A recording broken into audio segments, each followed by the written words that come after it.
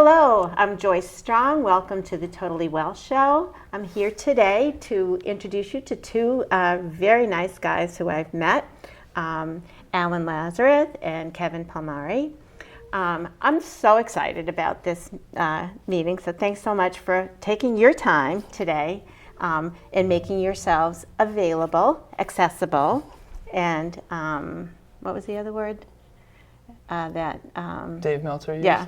Productive. So we're going to get some good stuff done here today. And thank you for having us. It means the world to us. Yeah. It really does. Thank you. Oh, you're welcome. I'm so excited to learn from you. So first of all, I want to tell you that these dudes do Hyper-Conscious podcast. And wherever you get your podcast, I usually go to iTunes, but you can also get it where you see video on. So we're on YouTube, Spotify, and SoundCloud as well. Okay, so find them, Hyper-Conscious podcast. You will thank me later. So you can also find Kevin on Never Quit Kid and Alan on A Lazaros 88, ALAZAROS 88, Instagram. And Alan is prolific on Facebook, LinkedIn, Snapchat, Twitter, and YouTube. So they're easy to find, and you'll get addicted like I am. Oh, thank you. You're the sweetest. So I got to just know, how did you get into this whole milieu of health and wellness and fitness? You obviously are gorgeous. You work out on your bodies and take good care of yourself. I assume because you do that, you eat well, you look like you do. So how did this get started? Do you want to start? You are welcome to, sir. Okay. When it comes to the health and fitness, I think that I was always like the little dude growing up. So I said, well, I can't grow this way, so I'm going to grow every other way that I can. Mm-hmm. So I actually used to be a personal trainer.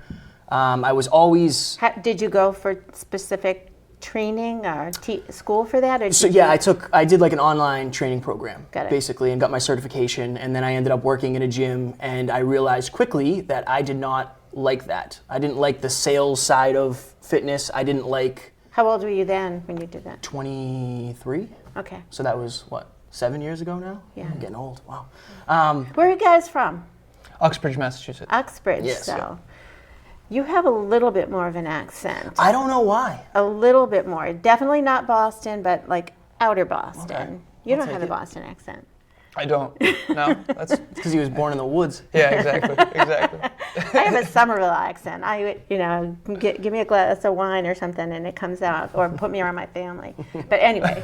Yeah. So fitness has always been very important to me, just because it's the one thing that I could control. And my father was very big into fitness. My grandfather was a professional boxer. So like being athletic has always been part of my persona. So you've always been fit. That's always been, that's kind of the running joke, is like I've always had abs. I've always kind of been in shape, and then I really locked in on trying to get I want to be elite. I want to be impressive in any room I'm in. That's like always one of my goals. Nice. Yeah. Nice. How did you get started? So he was more into fitness than me in his younger years. So for me, I'll try to make a long story short here, but 4 years ago, I was 160 pounds, skinny fat. I drank too much and too often, and I worked for a company called Cognex, where it was work hard, play hard. And I did very well in corporate America, but the play hard part of the job in sales was a lot of alcohol was involved, and I wasn't going to the gym, and I wasn't living up to my potential in the fitness arena. Mm-hmm. I definitely wasn't happy with my physique. And so I actually got into two things happened really. One time I got jumped by a schizophrenic, and then I started lifting after that, because whenever something traumatic happens, you always try to, okay, what could I do differently? And in this case, right, I was just like, if that ever happens again, I'm gonna be able to defend myself. I'm gonna be physically strong enough to defend myself. So I started getting at the gym. And then 6 months later, I got into a car accident that was my fault. Fortunately, no one was hurt. But I always say that when life or death situations happen, whether it's death of a loved one or death of a pet or loss of a friend, anything where it sort of shakes your snow globe. Breast cancer for me. Exactly. Yeah. Exactly. Yeah. And people talk a lot about PTSD, when something traumatic happens, how it affects you. And I definitely had some adverse things. Double yellow lines messed with me for a while. I would get pulled over because I'd be too far on the right side of the road because it was a head-on collision. But what we don't talk about enough, in my opinion, is post-traumatic growth, which is I reevaluated my whole life after that because my father passed away in a car accident when he was 28. And at the time, I was 26. And so I thought, what if that was it? Would I be proud of who I've become? Did I take my health seriously? Did I have a positive impact on others, or was I just chasing, money or whatever?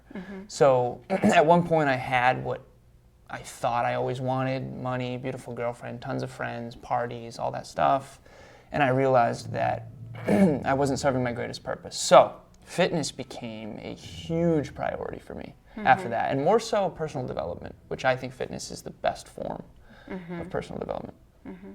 So your metamorphosis was really the whole thing, and really triggered by the near death. Absolutely. Personal development, and just the fitness was a component. You were more, that was your thing, that was your persona. The fitness part, yeah. Yeah. So personal development for me did not come in until I had a near-death experience, but it wasn't by anybody else's fault other than myself. So like Alan said, I had what everybody would say is a great life. I was making a really good amount of money without a college degree, right? Graduated high school, didn't know what I was going to do. So I was making money. Cool. I like that. That's awesome. Yeah. I had a beautiful girlfriend. I had a brand new... What were you doing to make money? So I was a foreman for a weatherization company. So we would Okay. basically travel up and down the East Coast, making state-owned buildings more energy efficient. Got it. So we would literally come into this school Yeah. and we would find ways to save money Right. for you guys. Okay. And I was always traveling. I was on the road 1 year for 10 months out of the year. I was in hotels every single night. So I traded a lot in for the money, but I thought I had what everybody wanted. I had a beautiful girlfriend, I had a brand new apartment, I had a new car, I was in very good shape, and I was super depressed, and I didn't know that at the time. Now, Had you always been? looking back, yeah. Looking back, I think I've always been depressed, I just never knew. I never knew what depression felt like. It was never really talked about. It was never... My family didn't know anything about it, so I was kind of on my own when it came to a lot of things. Yeah. But then my girlfriend You left said me. you're on your own when it came to a lot of things. Yes. Your father died in an accident. Where was your father? I honestly met my father for the first time like 3 years ago. That was the first time I had seen my dad in over 20 years. So you grew up without a dad Yeah, as well. I grew up with a mom and a grandmother. That was my mom and dad. And how old were you when Dad died? 2. Okay. So I grew up with a mom and a sister. We both kind of had 2 moms. Yeah. It's very interesting. We're opposite, but we also are very similar in A lot of ways. a lot yeah. of ways. Similar core values, Yeah. different in competencies. Yeah. So, back to your story. So again, by all outside standards, I had what everybody could ever want. I had a beautiful girlfriend. I was successful. I looked like I was successful. But inside, I wasn't successful. So she ended up leaving me because I was not the man that I was at the beginning of the relationship. I was literally a shell of myself. And Al and I were actually talking about that on the way up here. I'm proud of her for leaving because she deserved better than that. She helped you. She did. And I still thank her to this day. All the time I talk about it on the podcast. But Yeah. so, okay, you would think, okay, you hit a rock bottom. Now it's time to learn. Unfortunately, I didn't learn at that point. Rock bottom has a basement. Yes, yes. So I said, that basement looks Never heard nice. that before. I like it. Yeah. I'm going to take the stairs down to that. So I doubled down on making money. And I said, okay, I had all of that and I wasn't happy. Maybe I just need more money. Maybe that'll do it. So it was the most insane work year of my life. I made over 6 figures. It was amazing in that regard. But I remember one day, I actually called Alan. I woke up and I just couldn't turn the voices off in my head. I couldn't turn the noise off.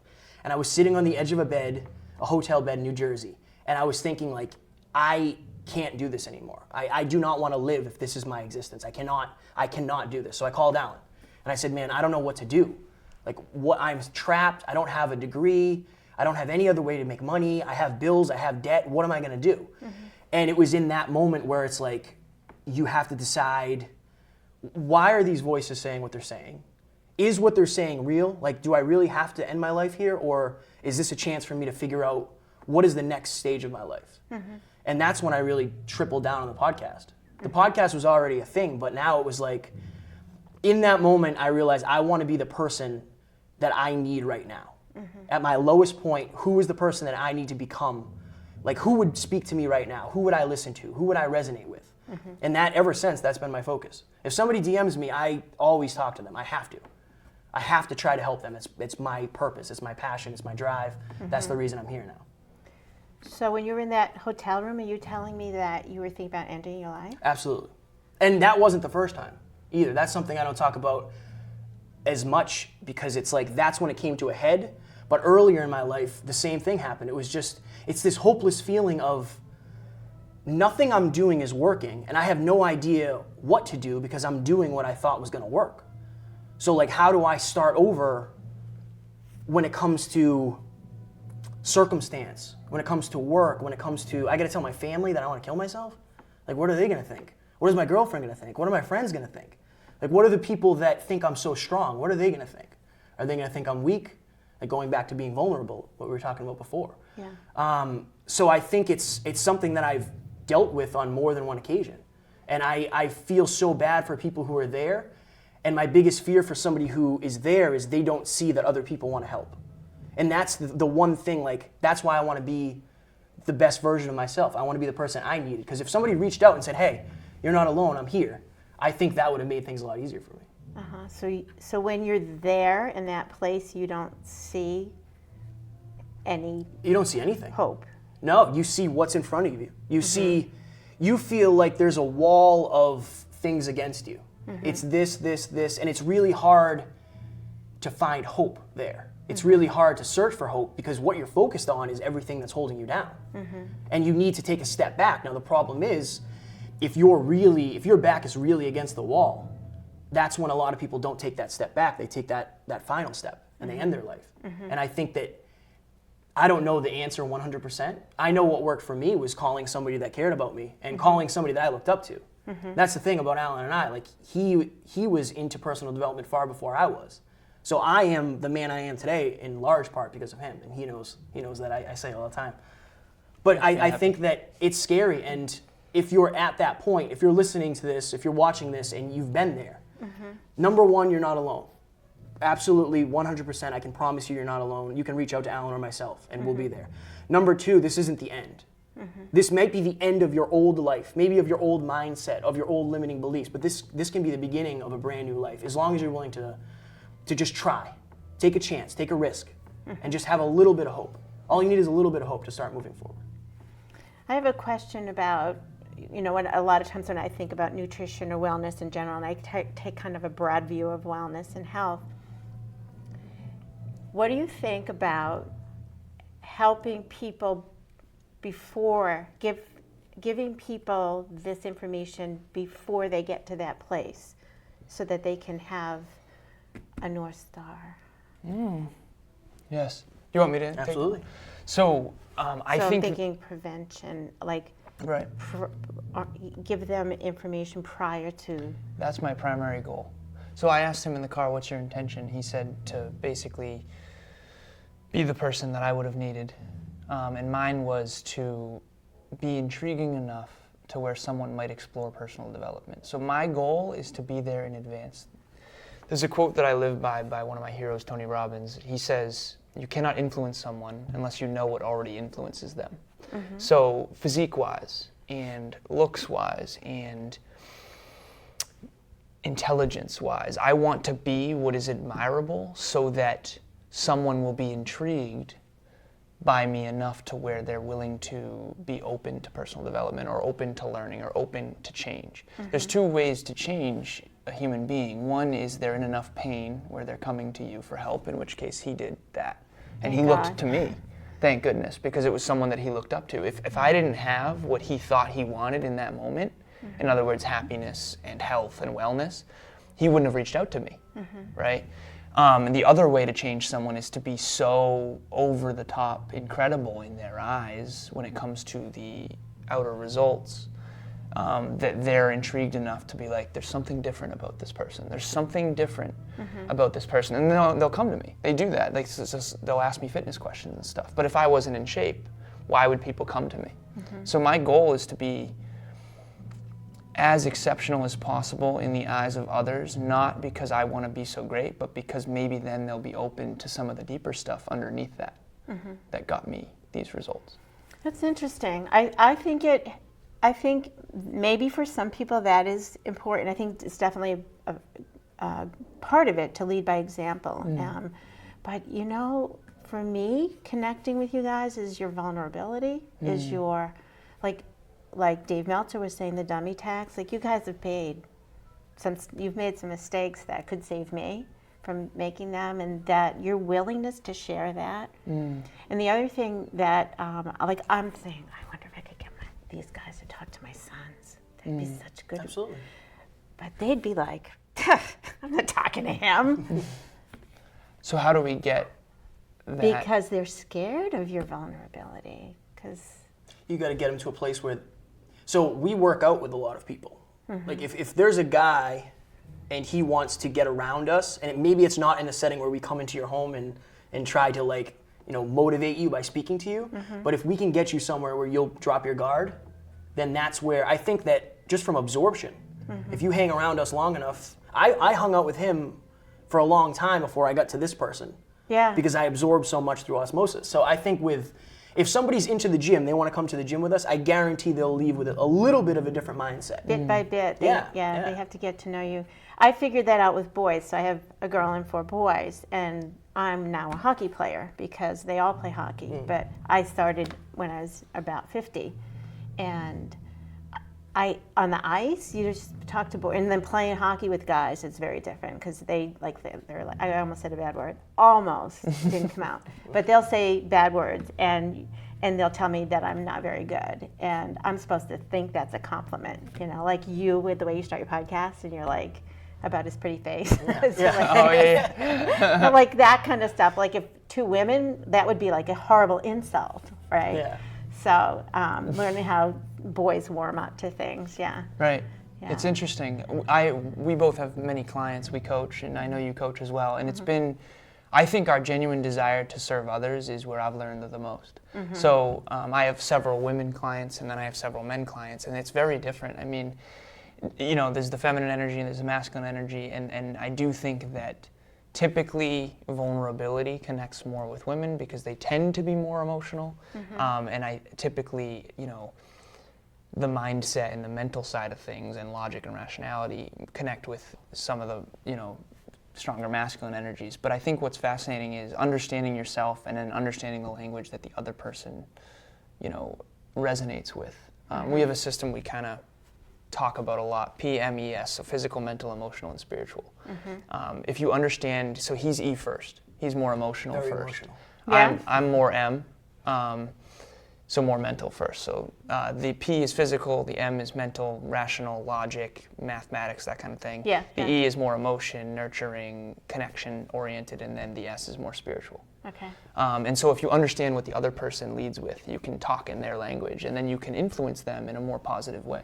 Yeah. Can I piggyback on that? Sure. Do you mind?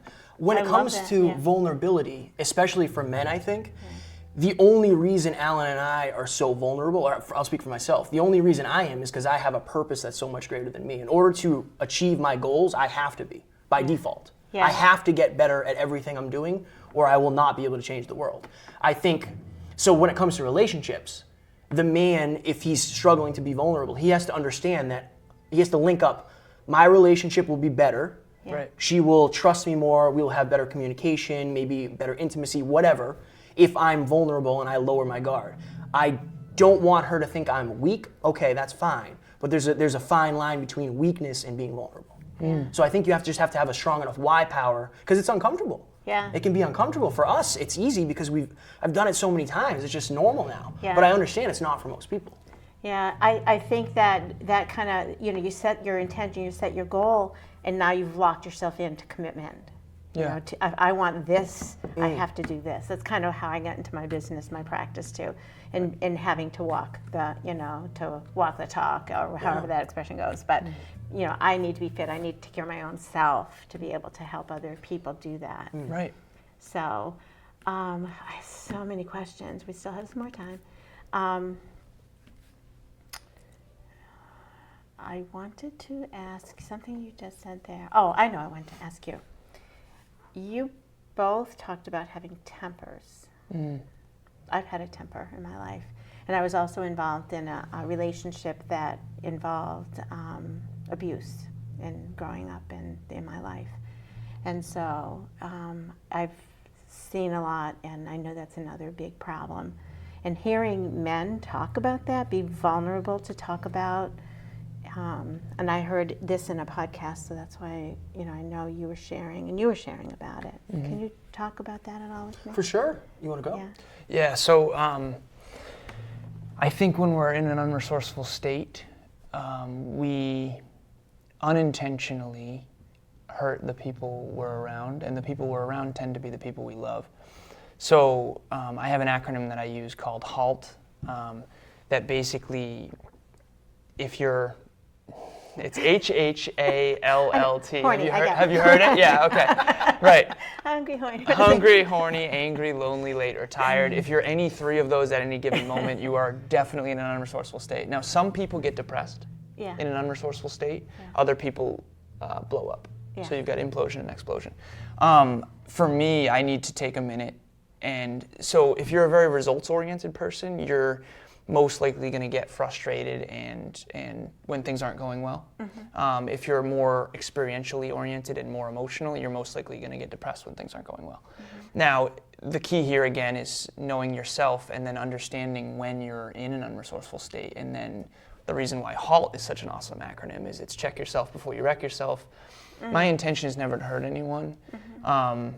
But with people that I care about deeply, I grew up in an environment that a temper was very normal. And that is normal to me, but not to other people. And whether it be my intimate relationships or friendships, like I've definitely had unresourceful moments where I raised my voice unnecessarily. And there's that cliche quote of people will remember how you made them feel. Sure. No matter how pure my intentions were, if I make you feel bad because I raised my voice, that's what is going to be remembered, especially for people who are more emotional. So if you're out there right now and you have a temper, you're going to need to acknowledge that as a shortcoming and then proactively work on it. And if you grew up in an environment where a temper was normal, just remember that that's not normal for everyone. And it took a very... Well, and it's very common. I don't think it's normal. Right. I think it's very common, and it's as did I. So you just don't know anything else. It was common in your upbringing as well? Yeah, and it's common in our society. Right. We see a lot of it, and so it's hard to say that there's something to identify it as a problem if you see it all around you, especially if it's in your immediate family, right? I think that one thing I'll say is it can take 10 years to build an incredible relationship and only a really terrible day to ruin it. It can take 10 years to build a building, only one day to burn it down. And I mean, we've all made mistakes, but it's like when you're in pain, there's only two forms of communication that I've ever noticed. It's a form of love. So if you say something, anytime someone reacts to you, it's either a form of love or a cry for help. And usually when someone cries for help and they're freaking out, we cry for help back, and then it escalates. And that never helps anybody. No one gets helped. We're all crying for help and no one gets helped. So what I try to do is say, okay, this other person's in pain, or I'm in pain. I need to take a minute, get back to a resourceful place, and then actually that way someone gets helped. I have a very opposite, I guess, as you'd expect. When I was younger, I had a very bad temper, for sure. But I think it's because I never dealt with my father issues. I don't think I ever dealt with that. Now, I never really had a temper with other people. I have broken my fists more times than I can count, punching walls and stuff. Now, I got one at home right now. so I understand that. That resonates with me. Boxer fracture. Yes. But for me, I realized I always felt like an idiot after. Yeah. Like in the heat of rage when you punch something, and after when you can't open your hand, you're like, what am I doing? Like, what did I just do that for? Yeah. So I think over enough times of doing that, I realized, number one, this isn't healthy. Like, I've never really had a temper in a relationship. Yeah. There was one time, I've talked about this on the podcast, I was in bodybuilding prep, I spilled an entire tub of chicken on the floor, and I punched I put a big dent in my fridge. And my girlfriend at the time she cried. She was afraid. She was scared. Yeah, and I will never forget that because I said, like, I would never hurt you. Maybe she's been hurt before. Maybe they said the same thing. Who knows? Yeah. So for me, I just know having a temper and getting what I want they don't go together. Yeah. But I don't know. I don't know if there was like one thing that happened to me that really turned it off. But I know when I was younger, it was really bad. Well, I just love that you identified it as an area that you want to work on and improve for your own sake and for, improving relationships. And I think often men don't have an easy place to turn to for help with that. Right. That's what hyper-conscious means, hyper-aware. Yeah. And that's basically, I guided through life for the first 26 years, and whatever happened, I reacted to. And that was my life, just kind of putting out small fires along the way. And now everything's proactive. Everything that we do is for the future. I wouldn't be doing this if I didn't want to be the greatest podcaster, if I didn't want to be a great coach, if I didn't want to change all the lives in the world. I wouldn't do this because I wouldn't have the why power to. So now everything's reverse engineered. I owe a lot of that to him because that's his thing. But I think starting with a vision, if you can figure out what I'm doing now isn't getting me what I want, what do I have to do to get what I want? That's the first step. And understanding the want, the vision in the end. Yeah. So we have 2 minutes. Usually I'll wrap up the show just to tie in with the title of the Totally Well show to ask about what are the top 3 things it takes for you to be totally well. So if you want to split that 2 minutes. 3 things each? Yeah. You want to go first? Oh, you putting the pressure on me? Yeah, I can go first. Or you could do 3 things combined, but. You can start, because I know you'll probably do 1 minute and 30, and I'll have to wrap up the last 30. Okay, so the first one is, I think the suppression of self-expression leads to depression. So I think, whether it's him punching the fridge or me raising my voice, I do believe that emotions are going to manifest one way or another. So if you're not willing to be vulnerable, if you're not willing to cry at a sad movie, if you're not willing to be physical and, take it out on the weights rather than those you love, and you don't have a lot of forms of self-expression in your life, then you're most likely going to implode or explode on someone when you don't want to. So if you're out there, the number one thing is to express yourself. Whatever your truth is. That can be going to the gym, that can be hockey, that can be, having a talk with a close friend, that can be starting a podcast, whatever it is. So there's a lot of different forms of self-expression. The other thing is I have the 5 pillars, and I'll go quick here. Sleep, hydration, nutrition, training, and mobility. These are the 5 fundamental pillars of natural fitness that I think, without your health, you have nothing. This is what's holding up the whole building. And the third thing, reverse engineering regret and making sure that is what I'm doing today going to be something that I'm going to regret in my future. There's a great book by Bronnie Ware that is the top 5 regrets of the dying. Have you heard of it? Yeah, because you told me about it. Okay. Unbelievable book. I have a flashcard in my pocket right now with them written out. The number one regret of the dying is I wish I had had the courage to live a life true to myself and not what others expected of me. I think we all grow up trying to seek approval from others, and I think that if you're out there, try to figure out and reverse engineer, as Kevin mentioned, what you want most in life, and make sure it's the desire to serve something greater than yourself. My goodness. 30 seconds. 30 seconds. Didn't I call it? Yeah. I will use T. Rob's quote, progress equals happiness. So if you can make progress when it comes to health, wealth, and love, then you will feel like you're in control of your life. So I think health, wealth, and love are the 3 most important things. Beautiful. Wow. Not bad, huh? Not bad. I knew I was going to run out of time. I know how this works. I can't thank you guys enough for enlightening me and just giving me so much hope for the future, for the young men in this world and the young women who you are going to connect with and help. And I'm going to listen to your podcast every day. We appreciate that. I commend you. You take action quickly, by the way. Massive action. Boom! Yeah. So Hyper-Conscious podcast at Never Quit Kid. That's me. On IG, and at Lazarus 88 on IG and all the other places. Yep. Anyone can reach out anytime. And the website, hyperconsciouspodcast.com. Hyperconsciouspodcast.com.